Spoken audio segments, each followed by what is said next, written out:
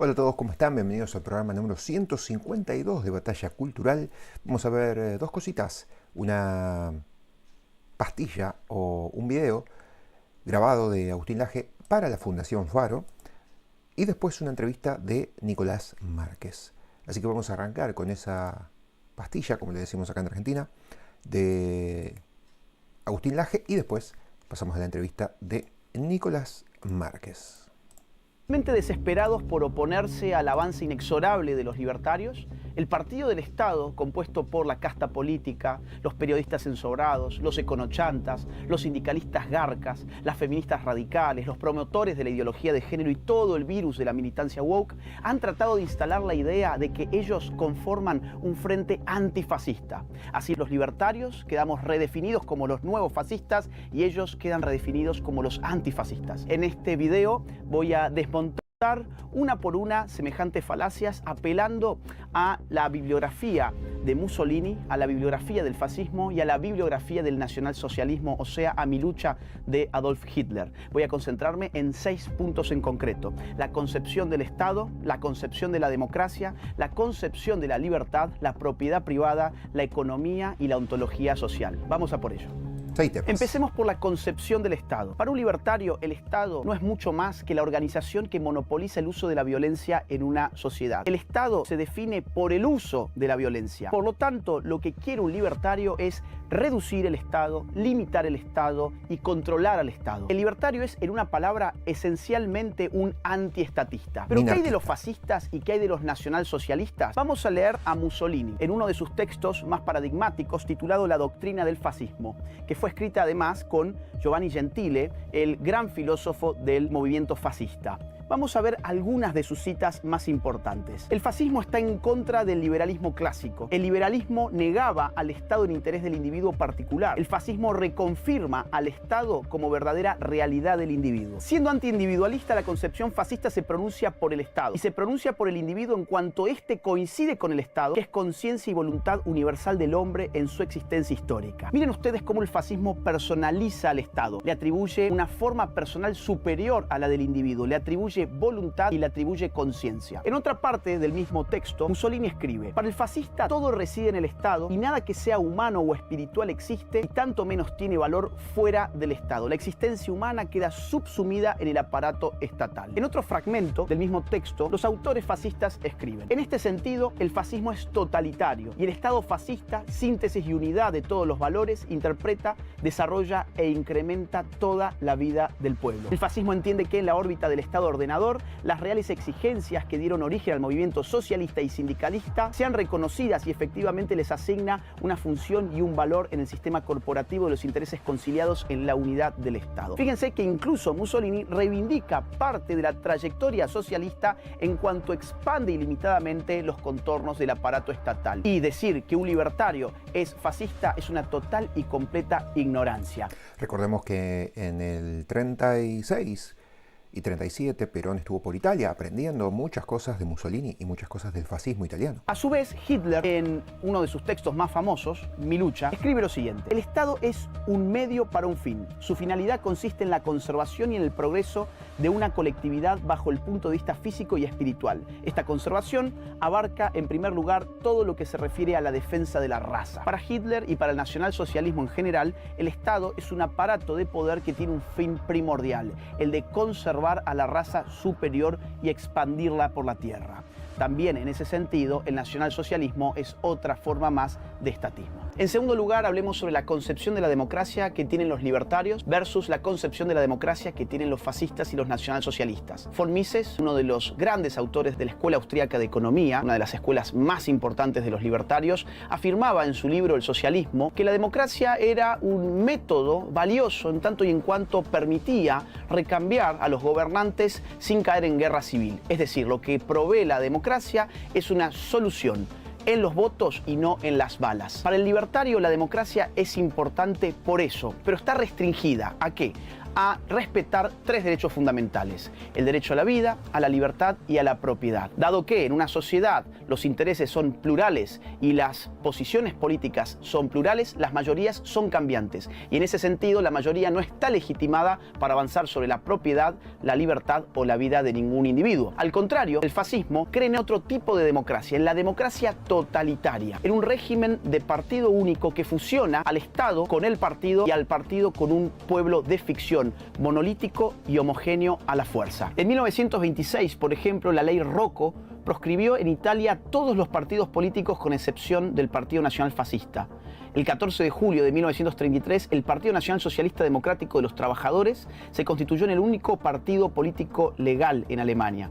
El 1 de diciembre, el partido quedó indisolublemente ligado al Estado. Escuchen, por ejemplo, lo que decía Hitler en un discurso pronunciado en el año 1933, precisamente. Los partidos políticos han quedado ya definitivamente eliminados. He aquí un acontecimiento histórico de cuya importancia y alcance no se dan muchos cuenta perfectamente todavía. El partido es ahora el Estado. Todo el poder yace en manos del Ejecutivo.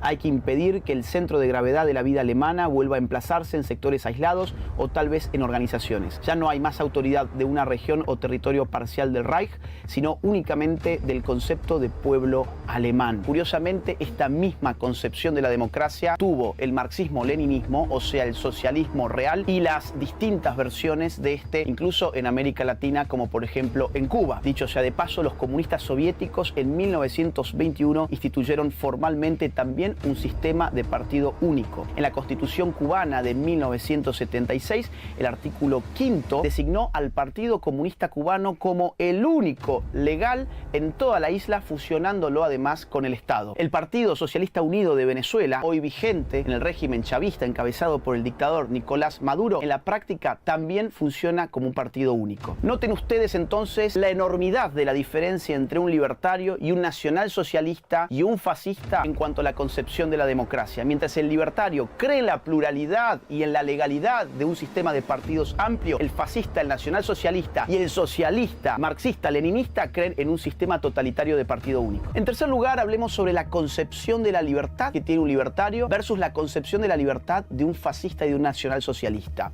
Hayek, otra de las grandes plumas libertarias de la Escuela Austríaca de Economía, definió a la libertad como ausencia de coerción sobre una voluntad legítima. ¿Qué es una voluntad legítima? Es una voluntad que no hiere los derechos a la vida, a la libertad y a la propiedad de otros individuos. Ya hemos visto que para el libertario el Estado es una máquina de agredir derechos, es una máquina de violentar a los individuos. Por lo tanto, la libertad se realiza en la medida en que se disminuye el tamaño del Estado. A más Estado, menos libertad; a menos Estado, más libertad. La concepción del fascista es exactamente la contraria. Para el fascista y para el nacionalsocialista, la libertad solamente se puede realizar en el seno de la autoridad estatal. Vamos a leer a Hitler y a Mussolini al respecto. En la doctrina del fascismo, Gentile y Mussolini escriben: el fascismo se pronuncia por la libertad, se pronuncia por la única libertad que puede ser una cosa seria, a saber, la libertad del Estado y del individuo en el Estado. Es decir, a quien realmente hay que hacer libre es al Estado, y en segundo lugar, a un individuo totalmente subsumido por la autoridad estatal. Leamos un poco más siguiendo a Hitler. Nosotros entendemos el Estado como el organismo viviente de un pueblo que no solo garantiza la conservación de este, sino que lo conduce al goce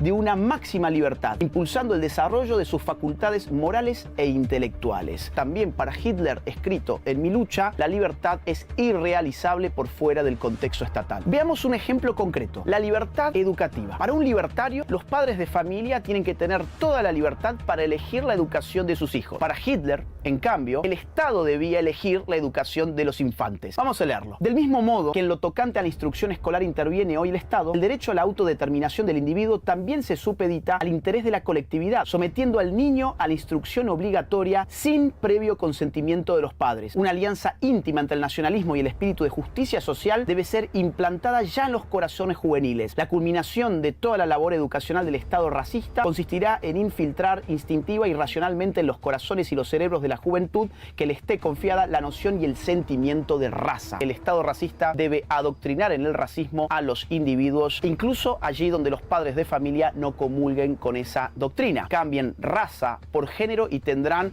un panorama muy parecido al actual. En cuarto lugar, hablemos sobre la propiedad privada. Para un libertario, la propiedad privada es el fundamento material de la libertad. Quien le arrebata a una persona el fruto de su trabajo, le está arrebatando su libertad, lo está insertando en una relación de servidumbre. En cambio, para el nacionalsocialista y para el fascista, la propiedad privada debe estar subordinada a los intereses de la colectividad y concretamente a los intereses del Estado. Vamos a ver qué dijeron al respecto. En el punto 13 de su programa de 25 puntos, Hitler escribió lo siguiente: las empresas pertenecientes a trusts serán nacionalizadas. En el punto 14 escribió: exigimos que las utilidades del comercio al por mayor sean compartidas por la nación. Además, en el punto 17 del programa pidió la promulgación de una ley que permita la expropiación sin indemnizaciones de la tierra con destino a fines de utilidad pública. A su vez, Mussolini, en el programa de San Sepolcro, anotó lo que sigue: una fuerte imposición sobre el capital que tenga la forma de una verdadera expropiación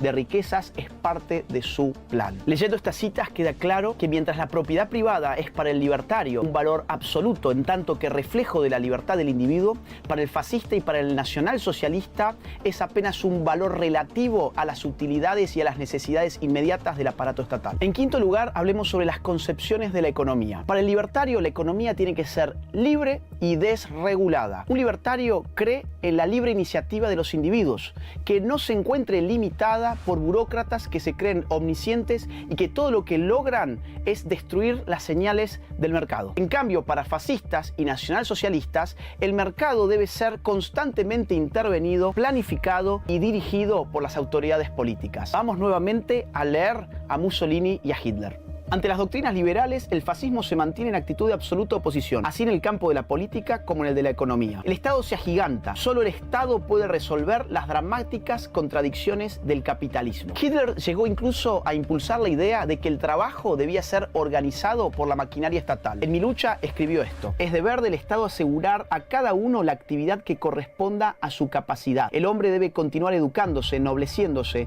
pero eso solo será posible dentro del cuadro de una cultura general cuyo fundamento debe ser siempre el Estado. Para la conservación de ese Estado debe el hombre aportar su contribución. Es decir, el hombre trabaja no para sí mismo, sino para el mantenimiento y la expansión de la autoridad estatal. Finalmente, en sexto lugar, hablemos sobre la ontología social. ¿Qué significa ontología social? Es la concepción que se tiene sobre lo social. ¿Qué significa lo colectivo? ¿Qué significa la sociedad? Para un libertario, la sociedad no es más que un conjunto de personas individuales, con proyectos de vida individuales que no deben ser coercionados siempre que no violenten los derechos fundamentales de los demás. Así las cosas, para un libertario, el Estado jamás puede sacrificar al individuo en el nombre del colectivo o en el nombre de la sociedad. Al contrario, para los fascistas y nacionalsocialistas, la sociedad es una entidad ontológica y moralmente superior a la persona individual. Por lo tanto, la persona siempre puede ser sacrificada en el nombre del colectivo totalizante que no es otro que el Estado. Nuevamente vamos a leer a Hitler y a Mussolini hablar al respecto. En la doctrina del fascismo, Mussolini escribe: si el siglo XIX fue el siglo del individuo, liberalismo significa individualismo, podemos imaginar que este será el siglo colectivo y por lo tanto el siglo del Estado. Para el fascismo, el Estado es un absoluto, ante el cual individuos y grupos son relativos. Individuos y grupos son concebibles en cuanto estén en el Estado. En Mi lucha, Hitler a su vez escribía lo que sigue: el nazismo abreva en la subordinación de los intereses y de la vida del individuo a la colectividad. Reconoce la necesidad recóndita de la conservación de la especie a costa del individuo. A su vez, en 1929, también Hitler, en un célebre discurso, dijo que la grandeza del movimiento consistía en que miles de hombres han constituido exteriormente casi una unidad, que realmente estos hombres son uniformes no solo en ideas, sino que incluso su expresión facial es casi la misma.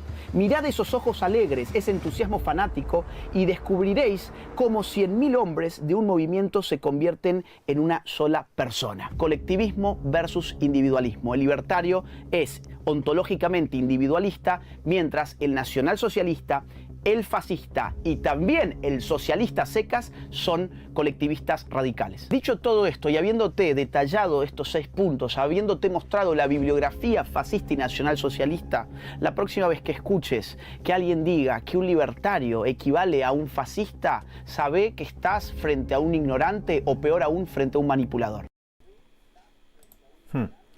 Bueno, ahí pasaba entonces este video de Agustín Laje, esta pastilla de Agustín Laje en la Fundación Faro, en el canal de la Fundación Faro, que se pueden ir a suscribir allí, que ya tiene 6.000 suscriptores. Bueno, bastante clarito y bueno, bastante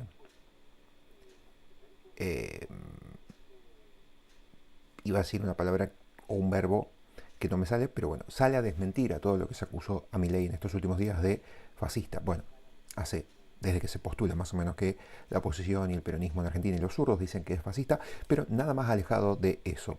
Por eso Agustín Laje hace unos pocos días hizo este video en el canal de la Fundación Faro, explicando, aclarando y bueno, dejando estas aclaraciones allí mismo.